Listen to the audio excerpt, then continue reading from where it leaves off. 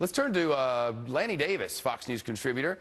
He's participated in politics for almost 30 years, former special counsel to President Bill Clinton, served in the executive committee of the Democratic National Committee, and also worked with the Bush administration. Been a busy guy. How are you, Sean? I'm good. Mitt Romney. There's an anti-Mitt crowd out there, the not Mitt, and then there's Mitt Romney trying to figure out how to move forward. He had kind of a lackluster event there today, according to Carl. Well, speaking as a Democrat, I still think he'd be tough to beat for all the reasons that he's being criticized by Rick Santorum.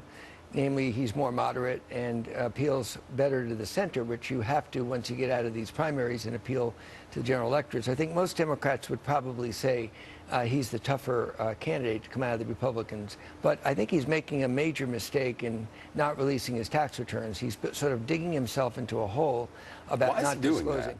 Well, you know, he has a right to privacy argument, Sure. and a lot of people do. But when you're in public life, especially when you're running for president where your tax returns are going to be made public, we know, you and I, in your business, Shep, sooner or later he's going to be forced to release them.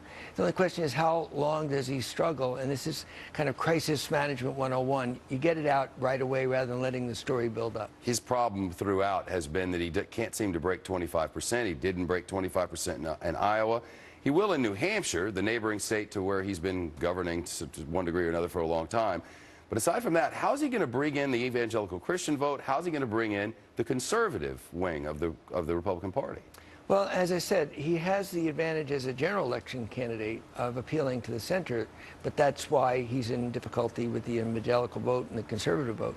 I also think what he did to Newt Gingrich is pretty bad as an image, because he not only was he negative, but then he disowns responsibility for all the commercials that his super PAC paid for. And I know legally he can say, I have nothing to do with it, but he should have stepped up to the line and say, well, of course these are my people, and this is part of the campaign. So it's part of the Romney problem. I happen to like the man and certainly think his sons love him. Any father that can be that loved by sons has to be pretty good. He has a problem of authenticity, Shep, and that's his real issue. Of course, the big news last night was Rick Santorum, and he's riding around in the back of a truck or in a truck for 99 counties and did an amazing job in Iowa. Nobody's doubting that. He doesn't have an organization. He doesn't have anything. He's going to have to build this overnight. Is that doable? He's on a wave, and sometimes you can ride a wave in the primaries for a certain amount of time, but then you kind of run out of steam. I admire the man. I think he's shown a lot of determination to come from behind the way he did. I don't see what happened in Iowa as a help to Mitt Romney. He only got 25% of the vote, spent millions of dollars compared to Santorum.